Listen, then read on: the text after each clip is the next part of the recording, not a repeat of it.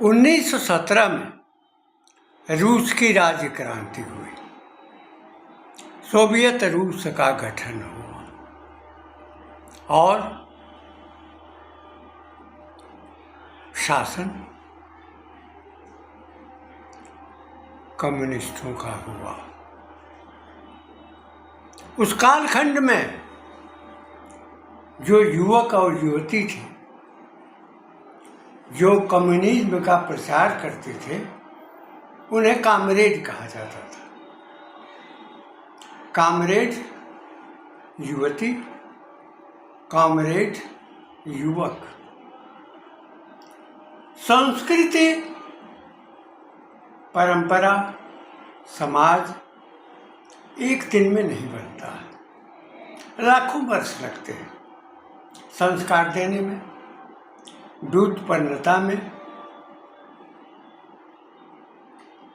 शीघ्र ज्ञान लेने में, ज्ञान देने का के उपक्रम दो प्रकार के, एक कथा के द्वारा,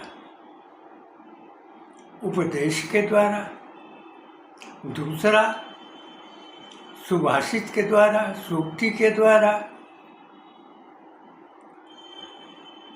उदाहरण देकर संस्कार लाना। व्यक्ति जब लिखित रूप में पढ़ता है और स्वयं सुनता भी है, वह क्रिया पढ़ने की होती है। तो एक कथाओं के द्वारा, दूसरी पढ़कर बीजानात यानी ज्ञान प्राप्त करता है। अक्षिप्र मन शीघ्रता से वो ज्ञान प्राप्त कर लेता है। लेकिन जब उसको अभिव्यक्त करता है ज्ञान को, तो स्मृति में वह सदैव स्थायी हो जाती।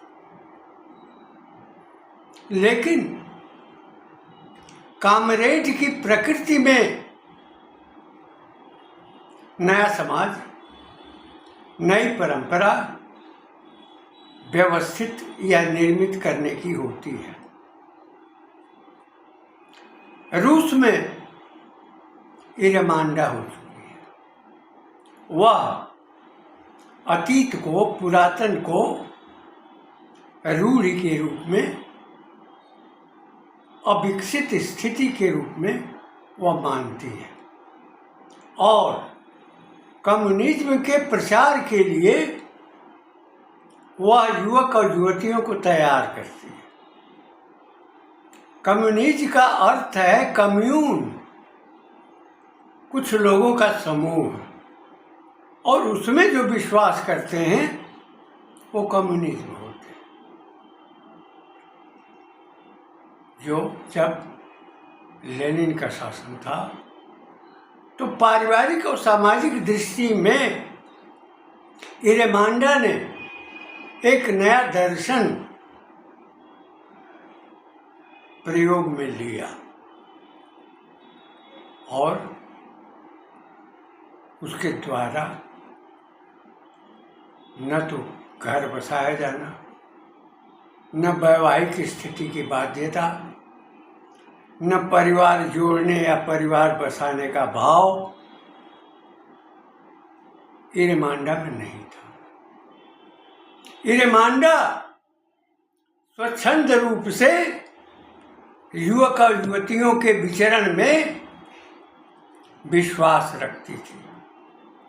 यही कारण था कि इरमांडा का दर्शन 1930 और 35 के वर्षों में प्रचलन में आया। यद्यपि सत्ता की ओर से उसका निषेध हुआ, क्योंकि परिवार टूट जाते, परिवार के जो पुरातनिक जो वैभव है, बंधन है, संस्कार है, वो विलुप्त होते, इसलिए निषेधित किया गया। लेकिन भारत में 1925 और 26 के कालखंड में साहित्यकारों के भीतर प्रगतिशीलता की लहर पैदा हो गई। कवि भी, उपन्यासकार भी, कहानीकार भी इस ललक में आ गए, क्योंकि जो कम्युनिज्म के, प्रगतिवाद के चिंतक थे, रूस के द्वारा आर्थिक सहायता भी मिलती थी। कम्युनिज्म के 4 क्रम हैं। पहला क्रम जो अनुकूलन का होता है। अनुकूलन के काल में बालकों के भीतर, बुढ़ों के भीतर, युवाओं के भीतर वे संस्कार डालने का प्रयास होता है जिसमें किसी प्रकार का बंधन न हो, बल्कि स्वच्छंद दृष्टि हो। इरेमांडा उसी दर्शन की भावना में आ गई। और भारत में भी इरेमांडा के दर्शन को मानने वाले बहुतेरे हुए। पंत सुल्तानंद पंत प्राकृतिक कवि थे। उन्होंने रचना की युग भाव, और उसके बाद थोड़े ही दिनों के बाद युगांत लिख करके समाप्त कर दिया। मुंशी प्रेमचंद पर भी प्रगतिवाद की बात कही जाती है।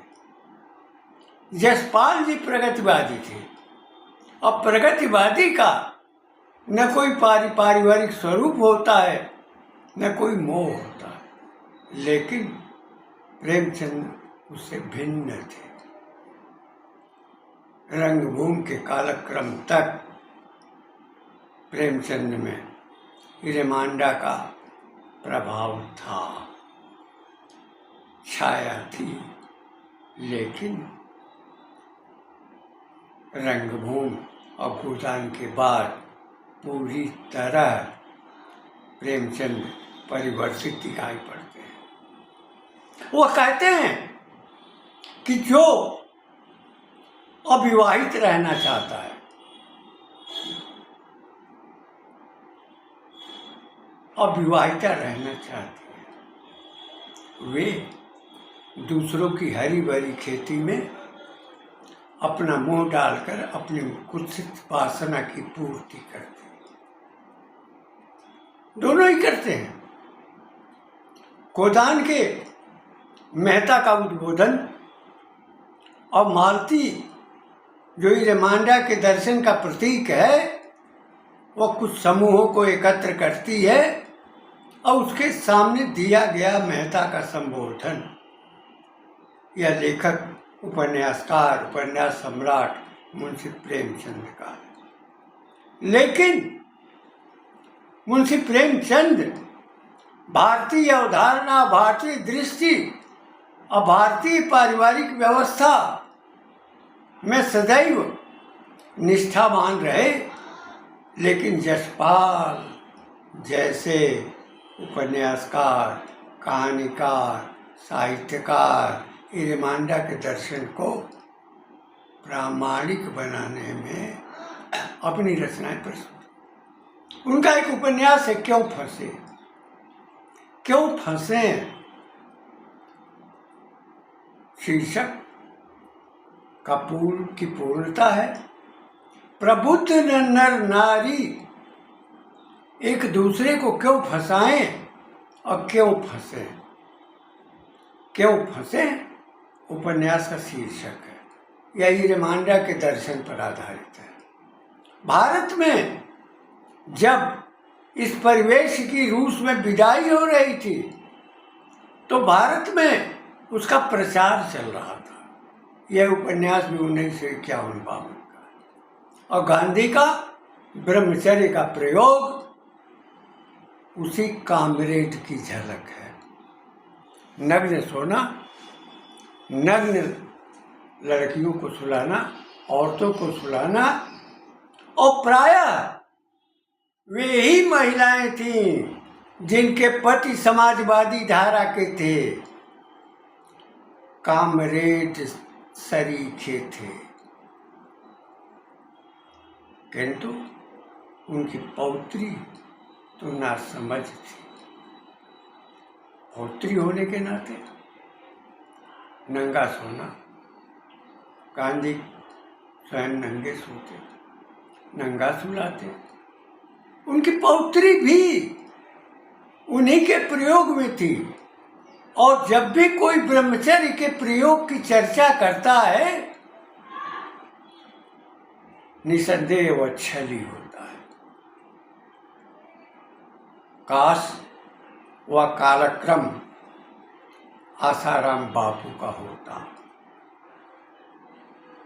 तो जेल में यातना सहती।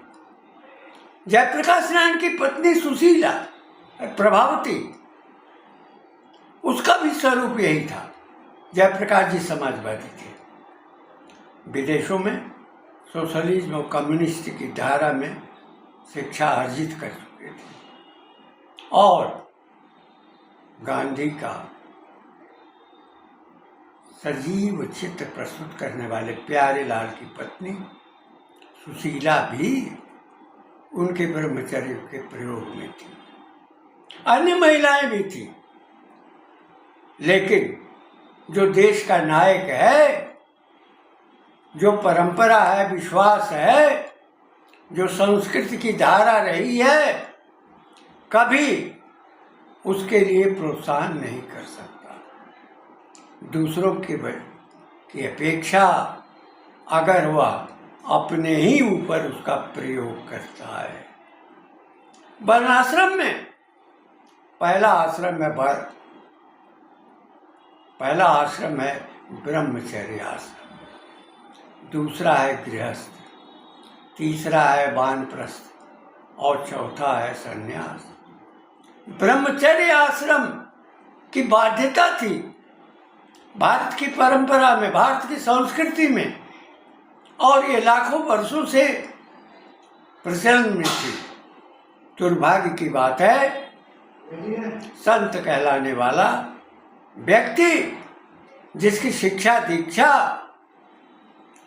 यूरोप में ही हुई थी, और अधिकांश जीवन वह विदेश में ही बिता चुका था, उसके भीतर 69 वर्ष की आयु में ब्रह्मचर्य का प्रयोग करना और दिखाना, प्रदर्शित करना, लोगों को प्रेरित करना निसंदेह अपराध की कोटि में आता है। यह कहा गया है कि जब पुत्र किशोर आयु का हो तो उसको मित्र समझना चाहिए, और इसके पूर्व 10 वर्ष का हो तो उसे ताड़ना भी मिलनी चाहिए। 5 वर्ष तक के बालक को दिशा मिलनी चाहिए, प्यार मिलना चाहिए, लाड़ प्यार मिलना चाहिए। इसका तात्पर्य यह है कि गांधी के मन में सनातन संस्कार नहीं थे, सनातन की प्रवृत्ति नहीं थी। अगर मुंशी प्रेमचंद 1921 के बाद रंगभूमि और गोदान में सांस्कृतिक धारा को प्रवाहित कर सकते हैं, तो 69 वर्ष की आयु का गांधी ब्रह्मचर्य का प्रयोग नहीं कर सकता था, और नहीं करना चाहिए था, विशेषकर पौत्री के साथ। यह कहा गया है कि बेटी के साथ भी पिता को सोना नहीं चाहिए। बेटी को स्पर्श नहीं करना चाहिए अगर किशोर हो गई। मर्यादा में रहना भारतीय संस्कृति का स्वभाव है, लेकिन ब्रह्मचर्य का प्रयोग वो भी निकट में एक ही शैया पर नंगी लड़की, कन्या, औरत और स्वयं गांधी का नंगे रहना, यह दुर्भाग्यपूर्ण स्थिति है। दुर्भाग्यपूर्ण संदेश है, दुर्भाग्यपूर्ण आचरण है। इससे स्पष्ट होता है कि गांधी क्या थे, उनका स्वरूप क्या था, उनकी प्रकृति क्या थी, उनका बोध क्या था और किस प्रकार भारत माता कुत्सित की गई, काटी गई, तोड़ी गई, हत्या की गई और जिनका अधिकार नहीं था इस भूमि पर, उसके लिए इतना बड़ा साहस, और जो लाखों वर्ष पूर्व की परंपरा के वाहक संस्कारों में निमग्न, उनको प्रताड़ित किया जाना,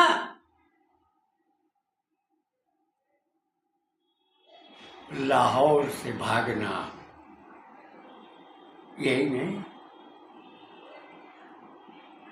जो सीमांत थे अब्दुल गफ्फार, उनको पीड़ित करना, जिनके भीतर क्षत्रियों का रक्त था, जो बाद में परिवर्तित हो गए थे, उनको उनकी भी उपेक्षा करना, राजनीति में जाना और कभी छोड़ना, संत कहलाना, साधक कहलाना, ये अतीव दुखद संदर्भ है।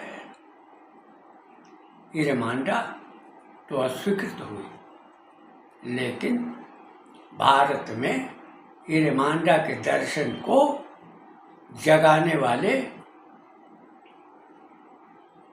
मोहनदास करमचंद गांधी निसंदेह ब्रह्मचर्य का नया प्रयोग करके उन्होंने यह प्रमाणित कर दिया कि कॉमरेड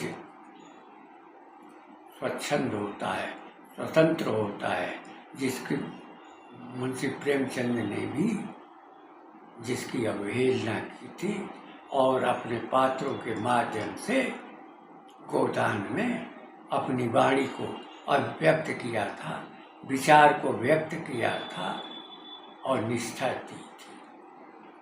आज का समय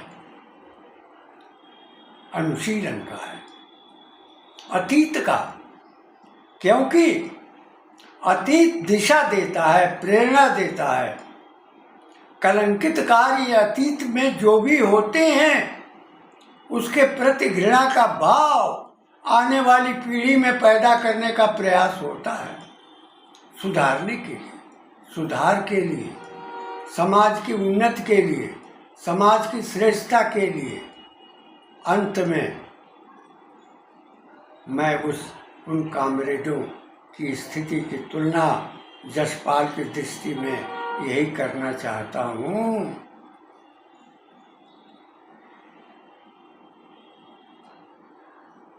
कि प्रबुद्ध नर नारी एक दूसरे को क्यों फंसाएं और क्यों फंसे। क्या आशुराम बापू की ही सजा गांधी को मिलनी चाहिए? यह आपके सोचने का विषय है।